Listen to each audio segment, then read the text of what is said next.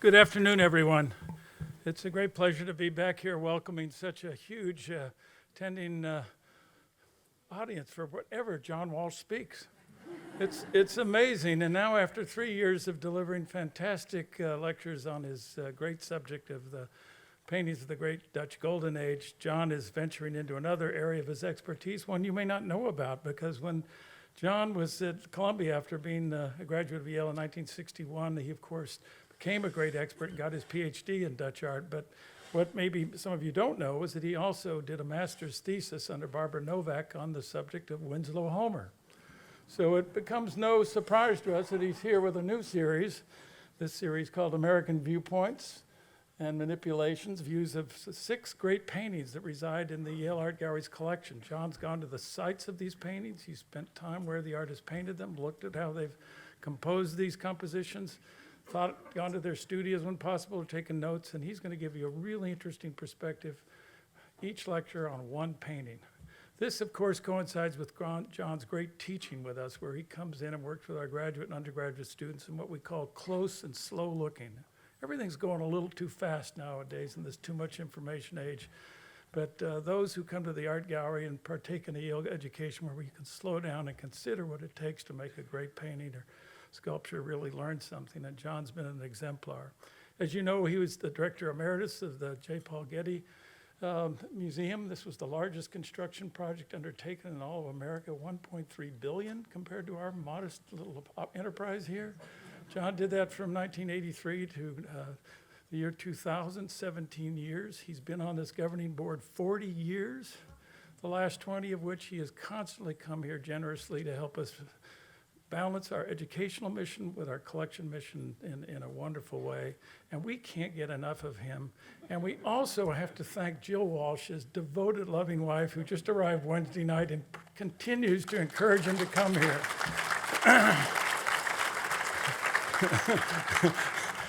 John and I often say we both married women way beyond our equal, and boy, do we know it. So the other thing I want to say is that this lecture series is also one that's going to continue, and it's going to continue in a very interesting new way. And I want to talk about an opportunity we're going to make open to all of you from now on. Up until now, have you noticed every time you come to the Yale Art Gallery, it's totally free. There's no $25 ticket price. There's no price for anything we do. All the things that make this place happen are voluntary private donations. And one of the things that's happened with this lecture over the last 3.5 years is we've done something for the knowledge being transmitted by great professors such as John. And let me just hearken back to someone else who was legendary at Yale, Vincent Scully. All the years Vincent Scully lectured here, if you were to talk to the students who took his courses in this auditorium and the other older one, they would say the lectures changed their lives. The sad thing is when you go back and look at Vince's earliest videoed lectures, you can see him here at the podium, but when you look at the screen, it looks like oatmeal. The image is never transmitted to that format to be recorded, so you hear his voice in tapes, but you never see the coordination of image to voice that we've been able to do with the Walsh lectures over 3 years and then put them on YouTube. And I'm looking at Rick Levin, who's sitting here, head of Coursera, to make these completely free and available all over the world. I think the last count, 50, 60,000 people had seen John's Dutch lectures. So as you leave today, you're going to get a little brochure from us, and it's going to say, "Thank you, John Walsh." And in it, you will have an opportunity, only if you want to make a donation of any kind to what's going to become a new John Walsh Lecture and Education Fund, one that will allow such lectures like this to continue deep, deep into the future. And I'm often reminded perpetuity is a long time. So well beyond our time, we want this kind of lecturing and this kind of knowledge to just keep moving along. The paintings and the works of art stay the same, but the knowledge transmitted to our students and to audiences like yours don't always remain the same, unless we can keep moving them digitally forward. So I got to tell you, I had the easiest fundraising of my life. I decided I'd just start this thing off with, I think I called 7 people. I already have $635,000 committed to this project.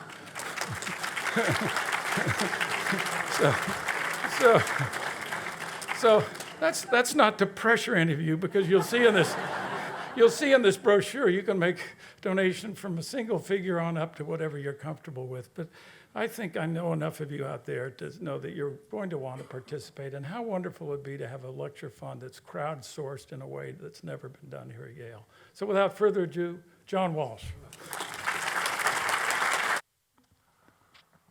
Jock, that was a lot of ado. I'm afraid perpetuity is not going to apply to me.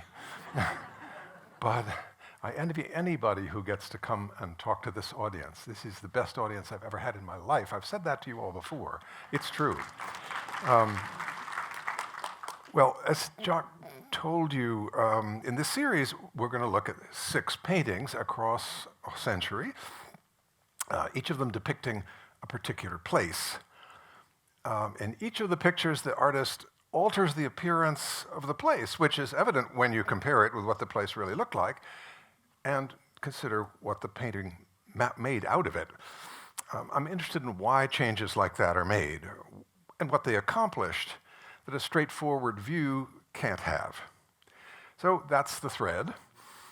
I've strung onto the thread some of Yale's most important American paintings, each of them with its own attraction, its own circumstances, that I'll also explore with you. This picture by Thomas Cole hangs in the same room with 3 other landscapes that are in this series by Church, Gifford, and Bierstadt. They're part of the handsome reinstallation that Mark Mitchell and Keely Orgeman did last summer.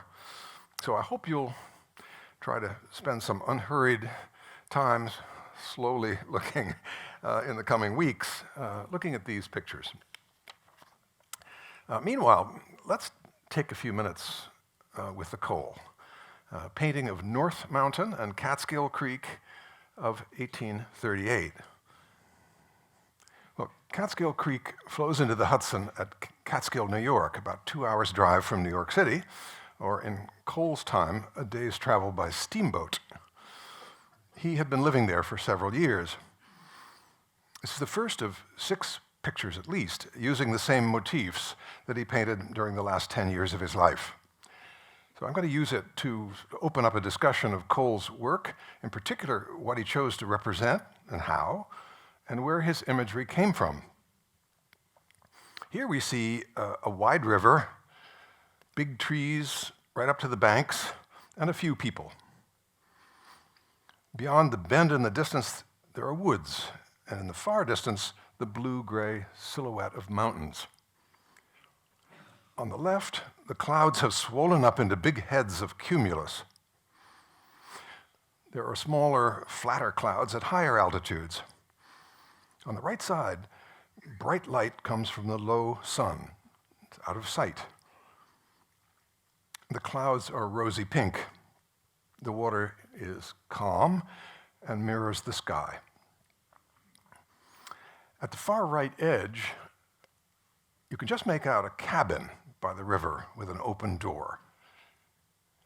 It's not a farmhouse, it's not a barn, but a simple log building, more like a camp. The man on horseback lets his mount drink while he waves to somebody with his hat. And that greeting may be intended for the man who's rowing a boat, returning with a load of leafy branches. Why branches, you might wonder? Maybe for some practical purpose, like making a brush shelter or even making baskets back at camp.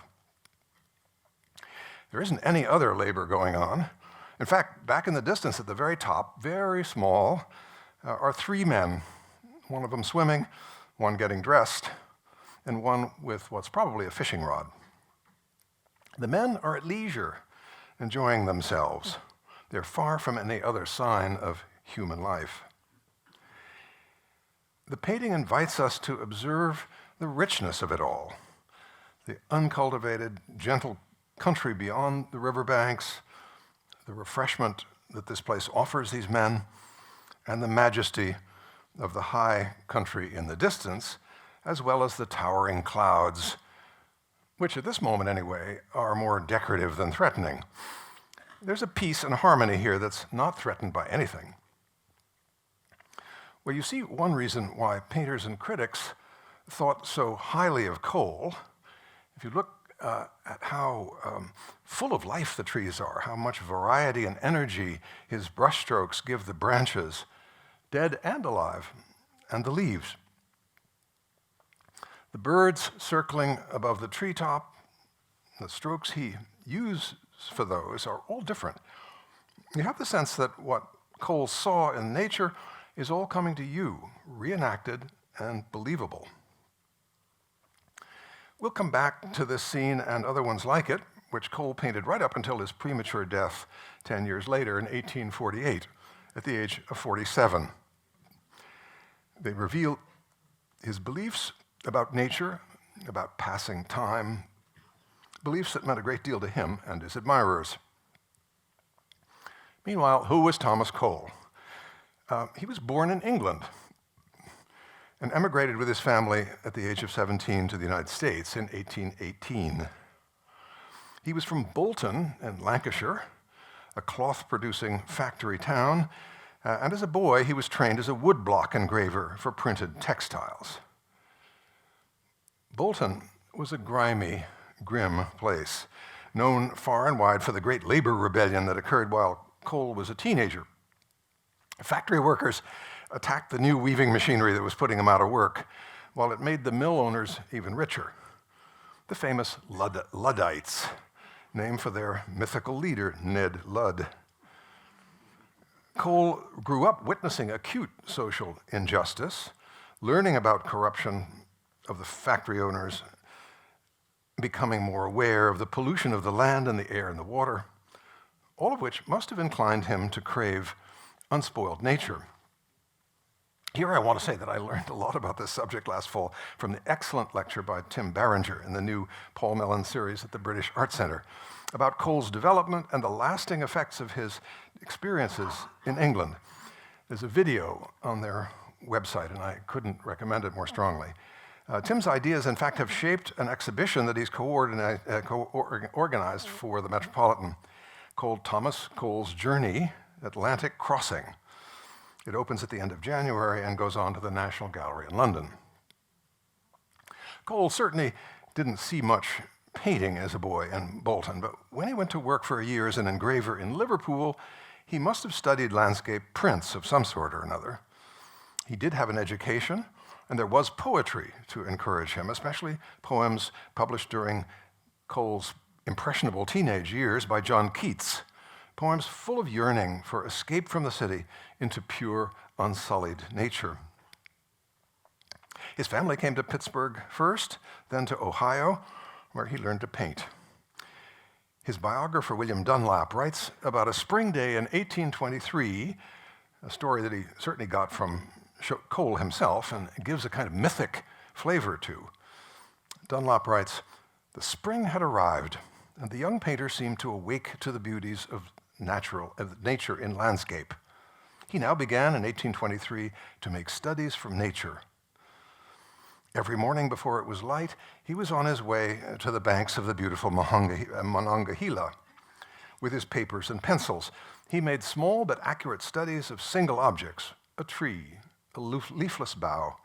Every ramification and twig was studied, and as the season advanced, he studied the foliage, clothed in its naked trees, and by degrees attempted extensive scenes. He'd now found the right path, and what is most extraordinary, he'd found the true mode of pursuing it." At the Pennsylvania Academy in Philadelphia, Cole could see what contemporary American landscape looked like, as practiced, that is, by a handful of artists. It was mild and formulaic. Joshua Shaw's American landscape at the top could be anywhere, especially in the English countryside. The foreground is bracketed by trees and shrubs. There's an expanse of calm water, and beyond, handsome mountains. This is the face of cultivated nature, with no scars or distinguishing marks. It's all carefully arranged. The young Cole would have learned where the formula for that kind of arrangement had come from.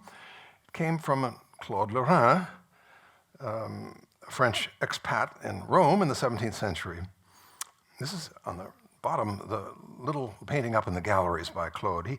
Claude didn't invent the formula. Other older artists in Rome had done that, but he made it his own. It came to embody the beautiful, in quotations, that is a category defined in the 18th century for calm, balanced, often bucolic or pastoral scenes. It was a formula that was passed down through generations of English artists. Alvin Fisher's composition below has more going on, a grove of trees that could belong to a stage set, the obligatory water, and rugged mountains. He makes it more irregular, more animated, with a hint in the distance of really rugged nature, a hint of what was then called the sublime, as distinct from the beautiful. This mixture, beautiful and sublime, was what artists came to call picturesque. We'll return to the sublime in a moment. Well, having settled in New York City with his family at 18, Cole set up a studio in a narrow, badly lighted room. And in 1825, he made his first trip up the Hudson River to the Catskills. This is one of the 5 pictures he showed very soon after his trip to the Catskills in a bookstore in a gallery in New York. Cole was an unknown 24-year-old Englishman, so this is one of the most amazing debuts ever. It's 3 feet wide, a scene that is expansive, is minutely detailed, beautifully lighted, and deeply strange. The composition hews mostly to a picturesque formula, but with some shocks. For one thing, there's no way to enter the scene. Before this, American views were accessible. There was a path or a road, no obstacles. Here you could imagine yourself, in those pictures, you could imagine yourself walking in. In this one, there's a barrier of logs and branches and a couple of deer spooked by our arrival. And stranger still, all around the lake is death, this ghostly palisade of dead trees. It wasn't fire or disease that did that. It happens when beavers create a dam in a moving water and raise the level high enough and for long enough to kill the closest trees, which then stand dead for years. Now, you actually see this in northern forests, but not in any English or American landscapes before this. Cole's painting is picturesque with an added shiver, a reminder that death is in nature. And if you penetrate deep enough into nature, you observe it, absorb it, truths about life and death are revealed to you. This was the passionate belief of the transcendentalists in America, Emerson in particular, who wrote this: "The noblest ministry of nature is to stand as an apparition of God. Nature is the organ through which the human spirit speaks to the individual and strive to lead back the individual to it." Cole's first Catskill pictures sold to important buyers. He'd made a debut that most artists could only dream of. Now, on his sketching trip, Cole had hiked in one area in particular, the deep gorge called Catskill Clove, which is fed by a couple of waterfalls. Here he's composed a view from the top of one of those falls. He puts the spectator, that's us, right at the abyss, right at the edge of the water, just as it disappears. Cole introduces the element of time here, the deep time of slow erosion that cut this notch into the rock, the quicker time of the seasons that turn green leaves to hot red, the changeable daily weather that brings rain to sustain everything, and the momentary appearance of a deer drinking. Cole wrote, "There's one season when the American forest surpasses all the world in gorgeousness. That is the autumnal. Every hue is there."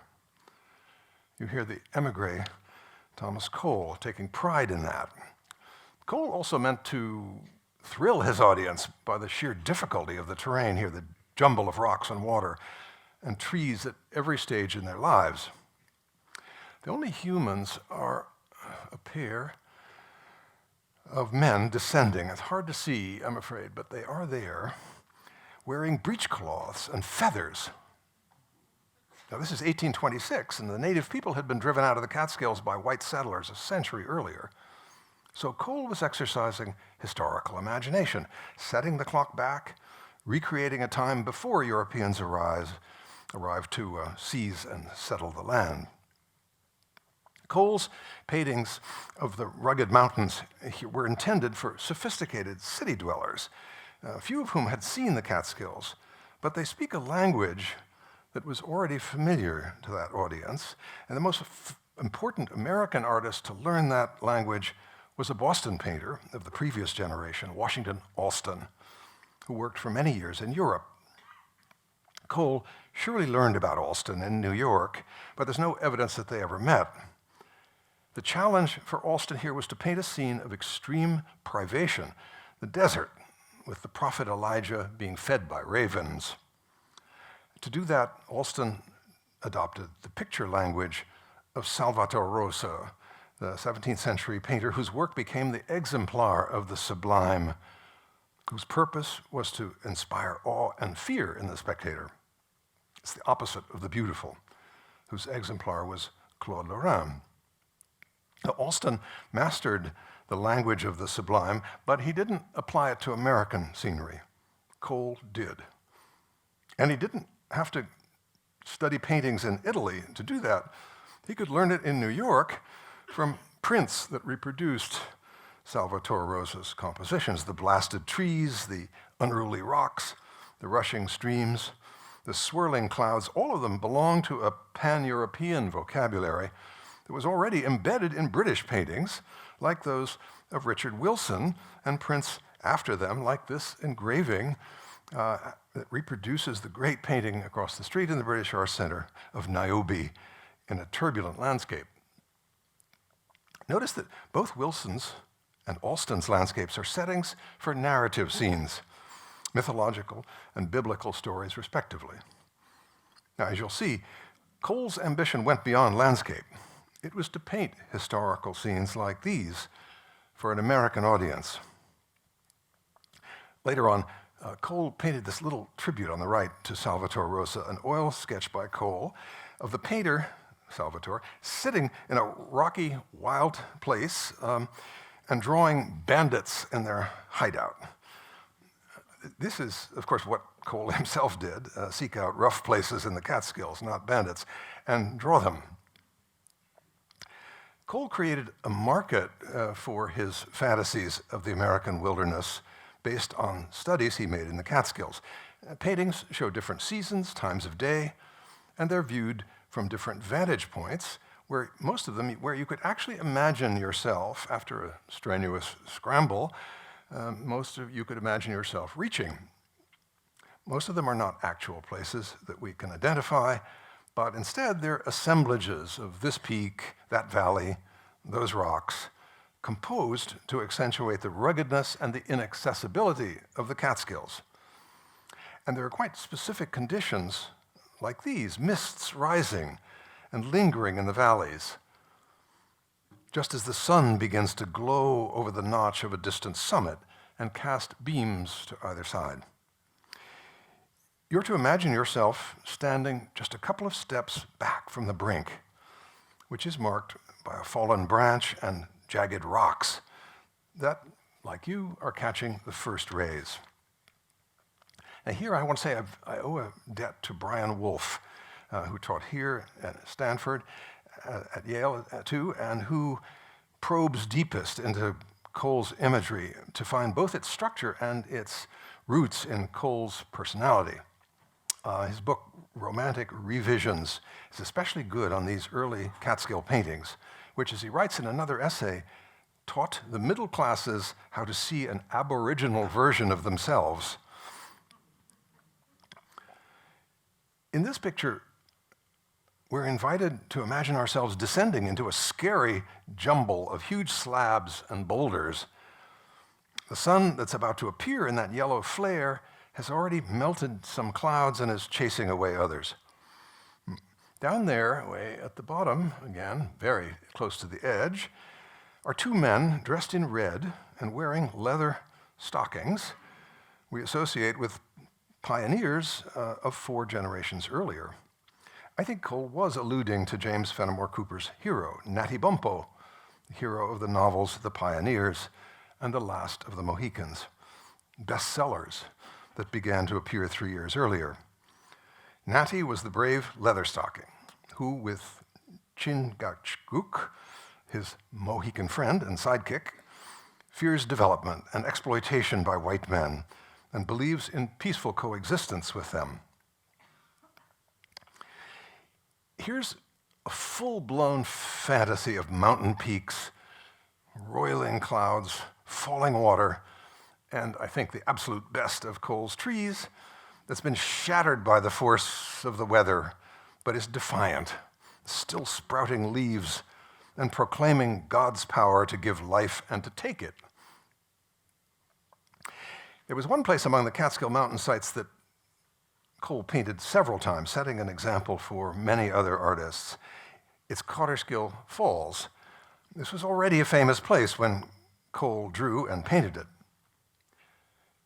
A cascade drops to a pool outside a deep cave. Now, it's unique in these mountains because you can climb up and into the cave and see and hear the falls from the inside, as Cole did. First, he drew it, minus the plume, and then in his studio, he added water, plus the fierce red autumn leaves and the pileup of rain clouds. This is evidently the first of his compositions of the falls, which he showed in his debut of 1825. This is a replica that I'm showing you that Cole painted for his patron, Daniel Wadsworth of Hartford. You can imagine the novelty of this vantage point for spectators, to be put inside the falls, a dark, great rainstorm threatening outside, the water pounding down in V-shaped gobbets, just how falling water actually behaves, and imagining the roar echoing off the walls behind you. The most comprehensive view of the falls is one that shows the double cascade.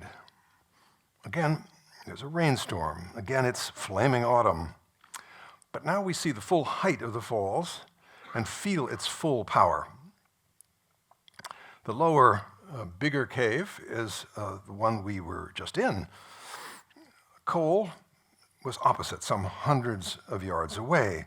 And when you're on the site, you can actually follow around from the left in this slide, around the rim, and reach a spot from which you can see something like this, which is Cole's compositional sketch with notes to himself about colors and light and shade. It's hard to make out, but it's easier if we just look at the top part. I put an arrow to the top of the falls. We can see Cole's intentions even better in this chalk drawing. It shows what the other drawing did, and it makes some odd details more obvious. Up there, on the rocks, there are some lines suggesting railings and perhaps a building at the right. Looking up close, there they are, railings and a roof. You don't see them in the painting. In the painting, this is wild, inaccessible country. In the drawing, there are 2 little figures, which I can show here at the bottom with the arrow, 2 little figures near the bottom, silhouetted against the cave. In the painting, they're replaced by one bare-chested man wearing a feathered bonnet and carrying a bow.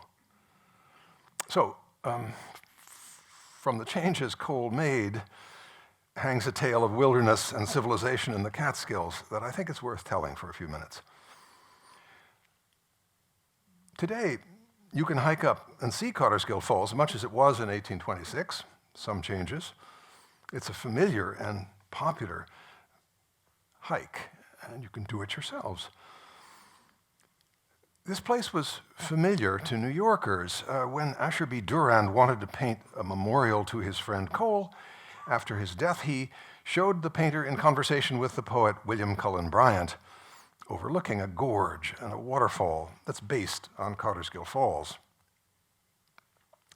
The country around Catskill Falls had been changing when Cole got there. In this view he painted in 1827, you see Catskill Creek in the foreground, and in the mountains you see Catskill Clove, note my arrow, where Catskill Falls is. You can also see in the center plumes of smoke rising far in the distance, right at the foot of the mountains, not from campfires or brush fires, but from tanneries, where animal hides were treated to become leather. Tanning used the bark of hemlock trees, which were rich in tannin, and those trees were abundant in the Catskills, and in Cole's lifetime, millions were felled, were girdled, and stripped of their bark, and the logs left to rot. Tubs of water were kept continually hot by burning used and dried bark. The used water with tannic acid in it was dumped into the streams. The industry boomed all over the Catskills for about 25 years, until the supply of accessible trees was simply exhausted. Cole was fearful about this deforestation and water pollution and other kinds of exploitation, as you'll hear later. Well, another sign of civilization is just visible here. Look up further on the ridge of the mountain. You may notice a tiny patch of white. I'm putting it in a box. Just about anybody at the time would have known what that was. That was the new Catskill Mountain House, the first resort hotel in America. It was built a few years before at great expense by local investors to attract visitors and put them up in more comfort than they'd had in rooming houses. Here it is, a couple of years later, in a print made from a painting by Cole.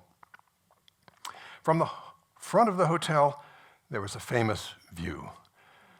You could see up and down the Hudson River and all the way across to Massachusetts and into Vermont. The front lawn wasn't much, but a famous rock ledge hung out over the escarpment to amuse you. If Cole had had the money to stay there while he was drawing Catskill Falls in 1825, he wouldn't have needed to walk the 1.5 miles over there. He could have hired a horse or a carriage. The falls was on the short list of attractions that guests came all the way to see, and they came by the thousands each summer. When people started flocking to the Catskill Mountain House in 1824, the owner of the land around the falls, one Peter Scott, smelled money. So he built a viewing platform and a refreshment stand at the top of the hill, at the top of the falls, called the Spray House.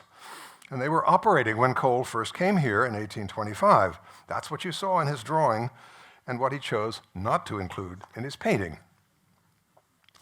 Schutt built stairs down from the Spray House to the cave under the falls. He built a boardwalk inside the cave, too. Whether Cole climbed up the falls to the cave, as we'd like to imagine, or took the staircase down to it, we don't know.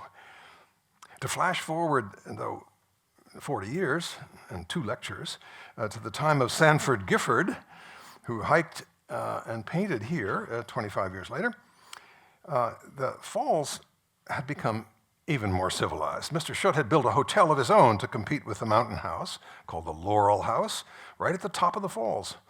Way at the right, you can just see the roof of the Spray House. Guests of the hotel and day trippers headed down the stairs, along the falls, and down into the cavern and across the boardwalk, like these intrepid girls with long dresses and walking sticks who are playing it safe. People with more nerve down here ventured down the slippery rocks and back up again. The picture is by the great illustrator Winslow Homer, whom we know better as a painter. The view and the roar of the water and the cool breezes must have been a delight in the summer. But wait, there's more. You could order something from the bar. For a price, the host would have a basket of champagne and glasses and picnic food lowered down to you from above. They're way up there at the top of the platform are Mr. Schutt's men, and there are the thirsty customers waiting at the bottom. And if you were visiting in dry season and the creek wasn't running fast enough to make the falls spectacular, no problem. Just above the falls, there was a small mill pond with a dam and a sluice gate. If you paid him a quarter, the proprietor would release a gush of water. And there's the on the right. There's the champagne basket. So, in the Catskill wilderness, attendance was excellent. Business was good, and it got even better as time went on. Our notion of wilderness as a place that's hard to reach, unimproved, truly wild, and important to preserve or to restore to that condition, that's a notion that was still several generations in the future. It had to wait until things got much worse. Well, on canvas at least, Cole could think away the tourist amenities and make it wild again for himself and his admiring customers. Most of Cole's early landscapes from this period are based on actual observations. They give us some of the sensation of being there, of experiencing the rush produced by the dizzy viewpoints. For Cole's audience, that was something new. Climbing mountains was not a common pastime in the 1820s. In fact, it's hard for us to imagine the awe and the frisson of fear that Cole's spectators might have felt, to judge from the excited language that his reviewers used for pictures like this. Well, in real life, this mountain that you see in the foreground of Cole's painting, this mountain was an unremarkable little knob called Round Top, with a high peak behind it and the Hudson River there in the distance. Cole exaggerated it for effect, making it look like an empty stage for some kind of heroic event or maybe even terrible sacrifice. Cole's deepest belief was that art should not merely give pleasure, but also awaken moral consciousness and strengthen it. And he really believed that landscape could do that, not only as a setting for stories from the Bible or as embodying instructive allegories, but also on its own, as it is here, by stirring the spectator to feelings of awe and reverence in nature.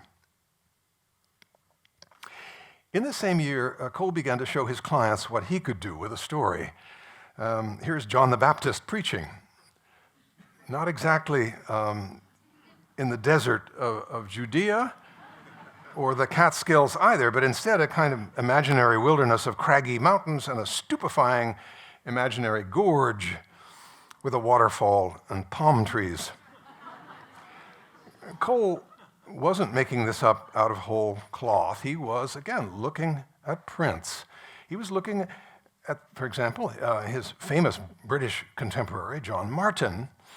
This print reproduces Martin's dizzy rendition of a miraculous event. Martin's visionary landscapes were inspired by Turner, but are even less plausible. Daniel Wadsworth of Hartford bought the St. John's, among other pictures by Cole, and he commissioned this one, a subject from one of the contemporary novels by Fenimore Cooper I mentioned earlier, The Last of the Mohicans. The setting is another improbable mountain range with some Catskillish features like the ledge here, this bigger version of the one in front of the mountain house. Cole shows a big moment in the story when the two daughters of the British colonel have been captured and a tribal elder is pleading before Tamanund, the chief of the Delaware tribe. Cole's Baltimore patron, Robert Gilmore, admired this painting and he ordered a replica. But he had doubts about pictures that departed from actual truth to nature.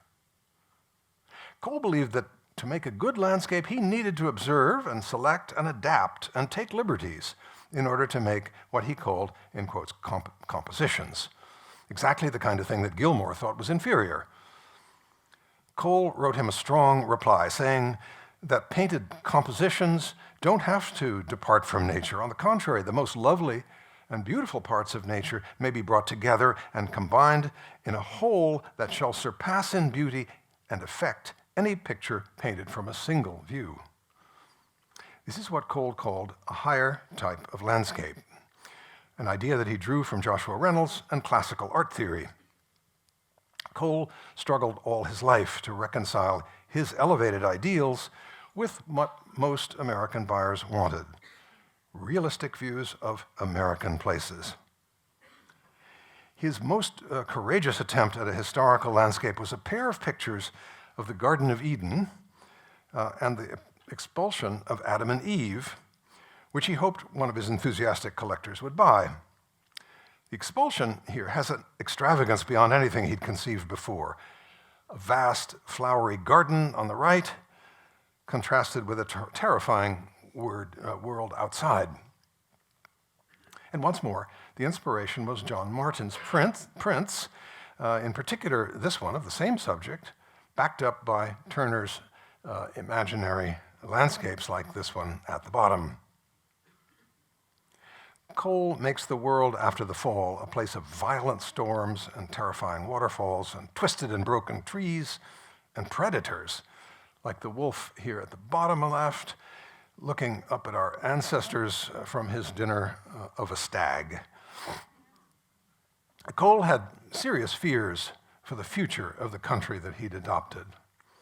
He'd lived during both two terms of Andrew Jackson's populist presidency, a period of violent disagreement between political factions over slavery, over the rights of laborers, over the growth of a callous plutocracy, and many other signs of danger.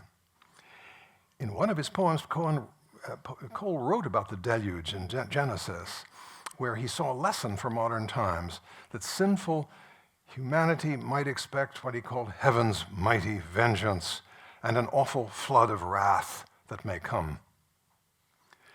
In 1829, Cole returned to England, spent 2 years there, learning a great deal, but professed to be disappointed in British painters, including Turner, for their lack of attention to detail. He wrote that detail ought not to be neglected in the grandest subjects. A picture without detail is a mere sketch. Well, after his return to America, Cole poured his moral and political being into his most ambitious project, the Course of Empire.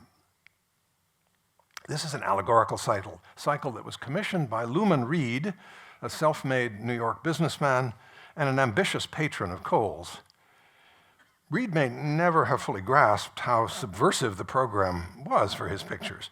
The story of the rise and fall of a civilization most resembling Great Britain, but also a warning aimed at the materialist, expansionist United States of America.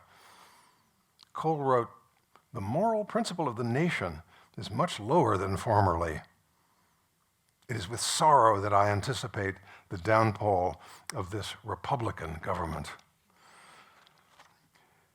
It proceeds this way. According to Cole's explanation and layout that he made for the owner's fireplace wall. First, at the top came the savage state of hunting and gathering and community. There's a circle of teepees, note the arrow at the top, to make sure that Americans didn't miss the lesson. Everything is emerging from the mists of time. Then, down below, the Arcadian, or pastoral, sunny, harmonious, with learning emerging, in the person of a sort of Pythagoras-like old man scratching calculations in the dirt. So mathematics and religion eventually enable the grand climax here, which is a stupendous seaport with overweening commercial and civic and religious architecture. At the bottom, the emperor is entering in triumph.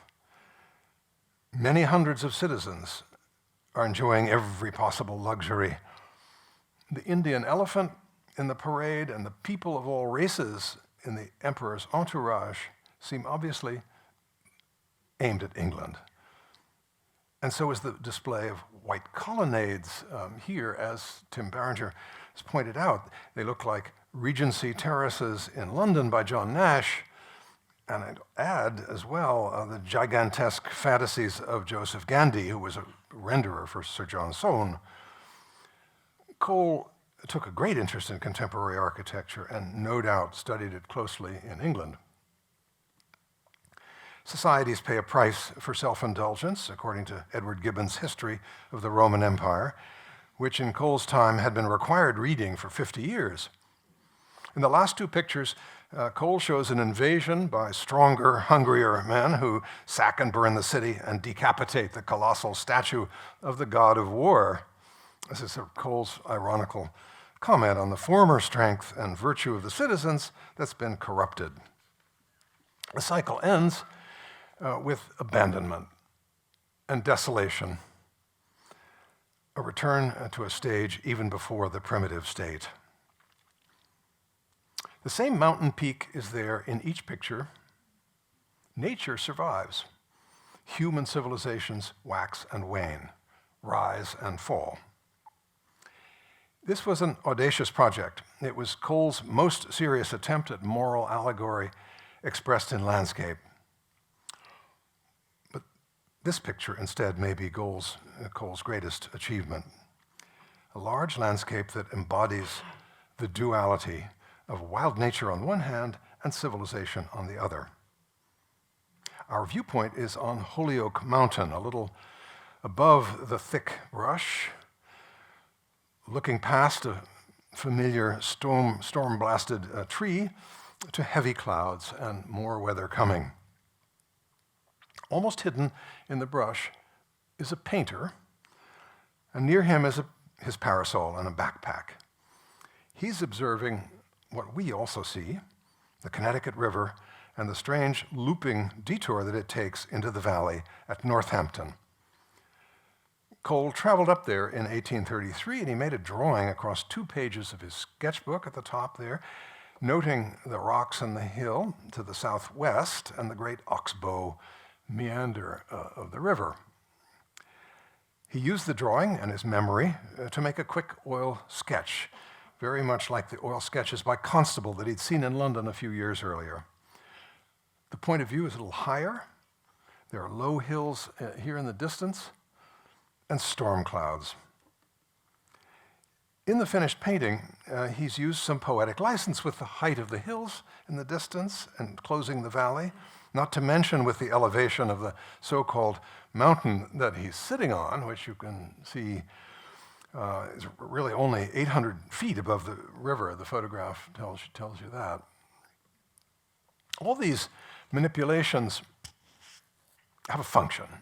They define this place more clearly and express its point more emphatically. The flat land divided by settlers into rectangular plowed fields, the roads, the plumes of smoke from chimneys, and the cultivation pushing back the wild lands surrounding it. This is more than a suggestion here that in time, the cultivated is going to win out, and how true that was. The railroad up from Springfield on the left came in Cole's lifetime, closing off the Oxbow in 1845, and then came the highway, Route 5, and then Interstate 91. You can see the result for yourself as you drive up towards Northampton on Interstate 91, right across the Oxbow. Let me show you 2 more non-Catskill paintings of the 1830s. They're wonderful, and they embody lessons that Cole learned in the Catskills, but on a grander scale. This view of Shroon Mountain resulted from a sketching trip to the Adirondacks. As usual, he painted it later in his studio, which was no longer in New York, but now in his farmhouse in Catskill. It's reasonably faithful to what he would have seen there, which is a remote valley crowned by a pyramidal peak now called Hoffman Mountain. In real life, that mountain is not as dramatically pointed as Cole painted it, nor as high in relation to the surrounding country. Cole boosted it and sharpened it, as he'd done with mountains in the Catskills. It wasn't autumn when he went there, so he had to invent some fall foliage, which he was thoroughly practiced at, and he gave the mountain a great wreath of clouds.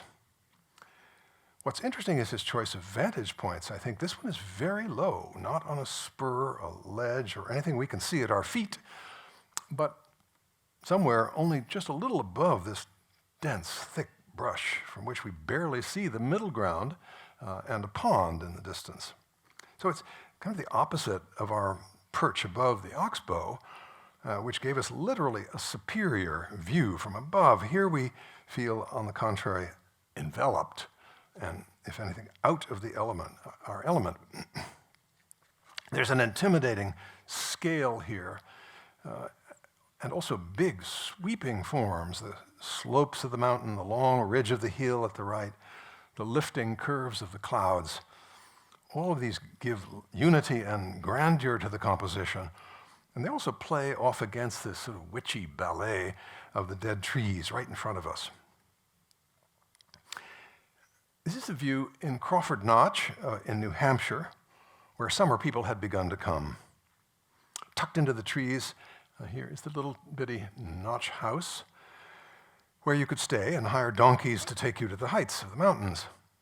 What Cole doesn't show is the turnpike that had made it easy for stagecoaches to get up here from Conway and point south, which ran right through the picture. He puts the spectator with his back to the Crawford House Hotel, which had been built 10 years earlier on the model of the Catskill Mountain House and was much nicer than the old Notch House here at the top. So civilization had come to Crawford Notch, summers at least, and Cole had the benefit. He took the view from his hotel, but he showed the notch at an earlier time, when the land had not been cleared for very long, as the stumps tell you. Crawford Notch was not only a dramatic sight for Cole's audience, but there was the fear factor too. A dozen years before, there had been an avalanche in the pass, a tremendous, well-publicized avalanche that wiped out an entire family that was living near this spot. So I think there were messages in the site itself, the bright changing leaves, the gathering clouds, the dead trees, all sort of reminders of mortality for at least some of Cole's audience. Now, let me return to our starting point. This view of Catskill Creek. Cole painted it just the same year as the Adirondack landscape we were looking at, that emphasizes and even exaggerates the grand scale, the inhospitable surroundings, and the remote majesty of the mountain. It's a painting in the full sublime mode.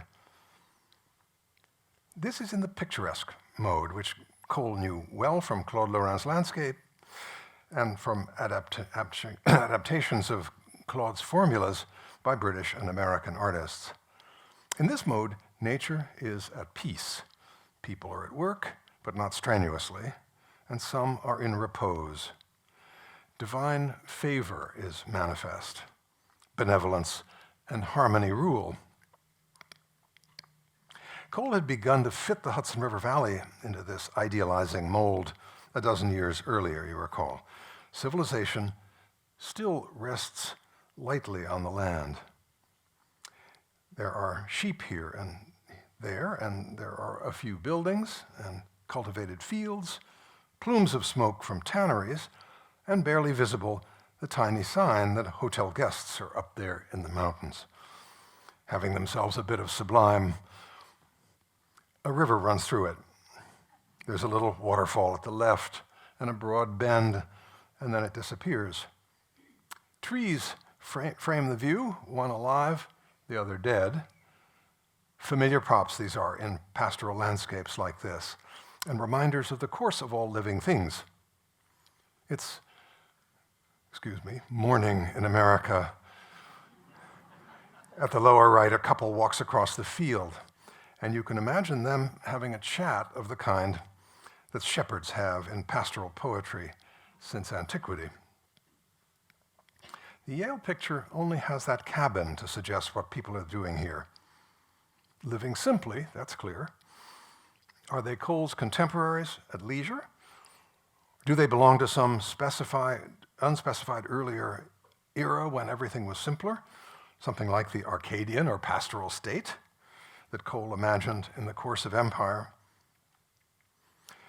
Well, there's another version of this composition with a flattened oval shape, smaller, somewhat more loosely painted, not signed or dated, which seems to me must be a first attempt at the scene.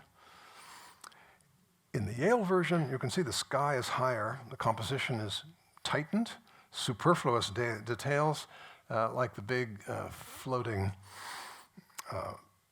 branch are removed, and the trees are a lot more varied in shape and painted more vigorously. Cole created a demand for these small idyllic pictures, and he supplied it with several more. And we still, in this picture in Boston, look west, and it's late in the day. But Cole has switched the mountains to two more familiar shapes in the range, the High Peak and Round Top mountains you've seen before. The foliage has the richer color of early autumn, and Cole supplies more particulars from his very large supply of observations, like the water flowing over low falls, trees at the left that clutch at the bank that's eroding under them. And there are sheep in the pasture far in the distance, no houses, and nobody around except the man in the rowboat who's shipped his oars to rest and look at the sunset. This painting could almost be a vignette taken from a bigger picture of 4 years earlier. There's more going on here.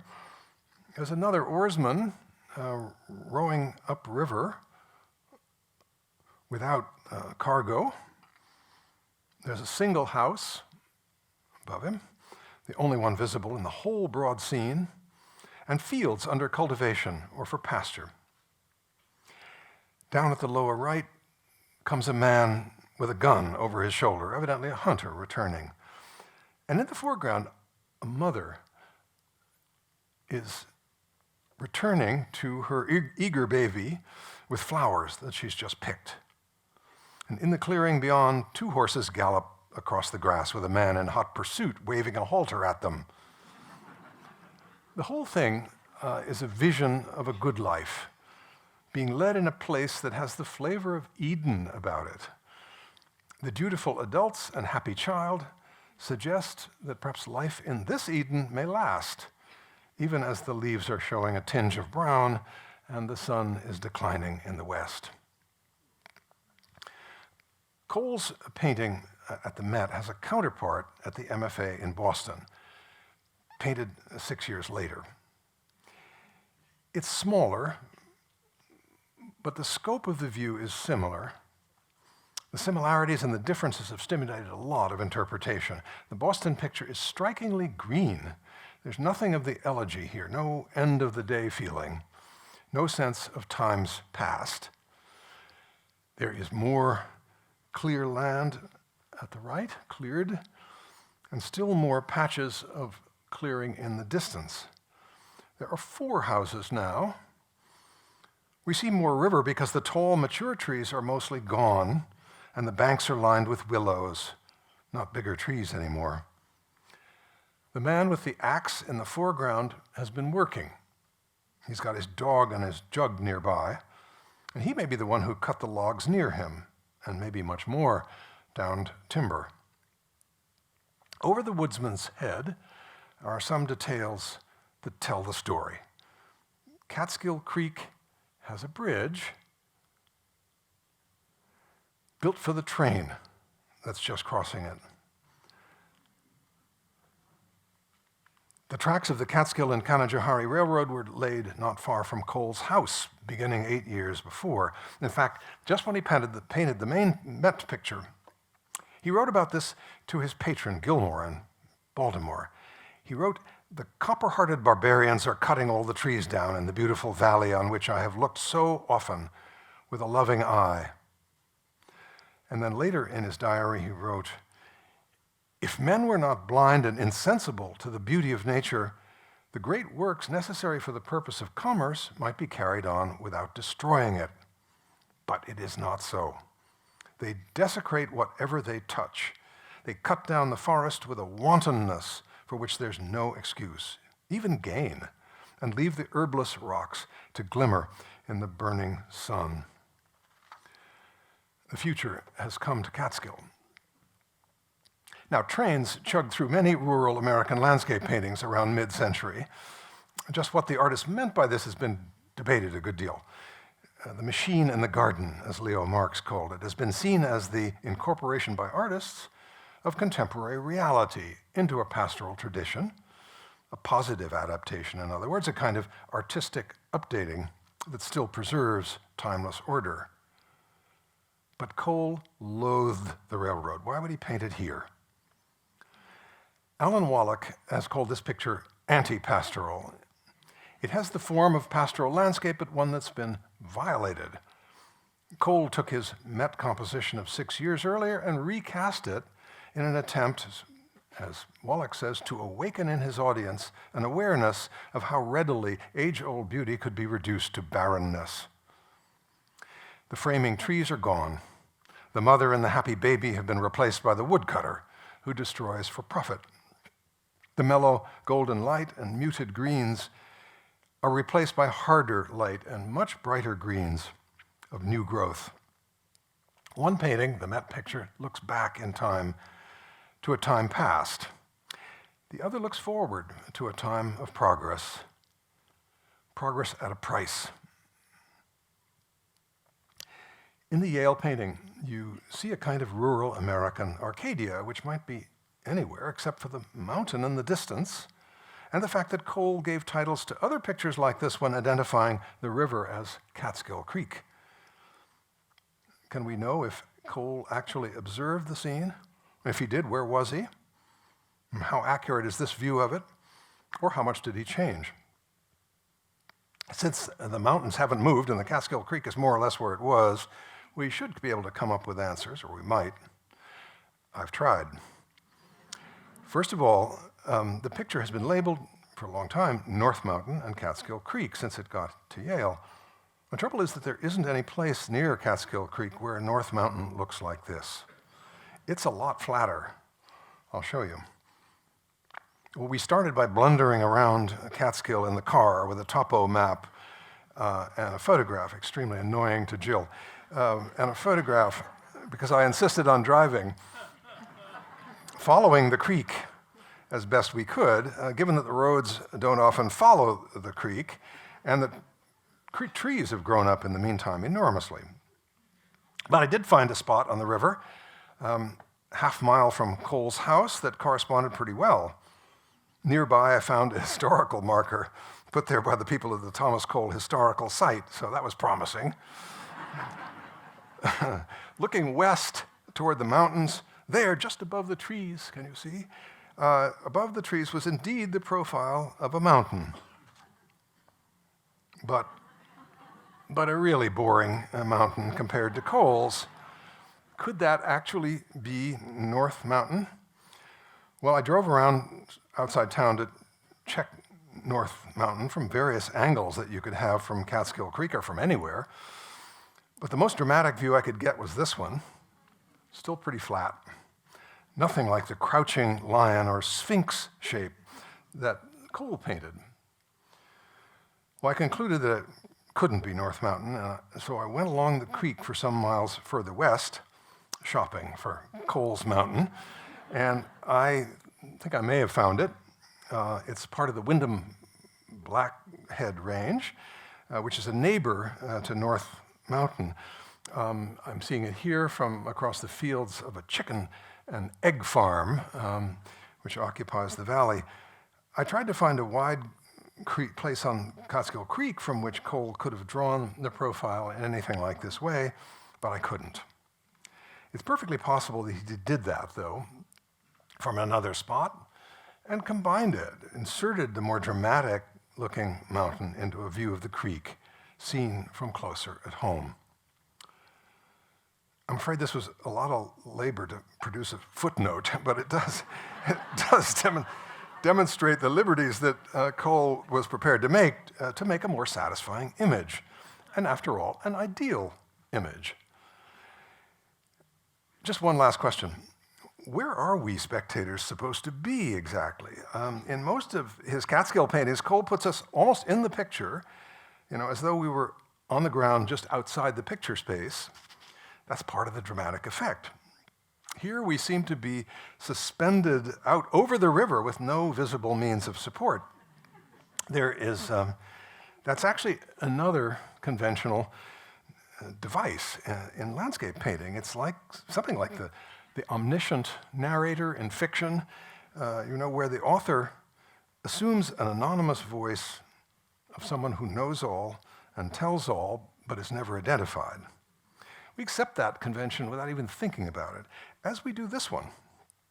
I think Cole saw our levitation, as part of the artifice he applied to the painting. The picture looks real. We know it isn't.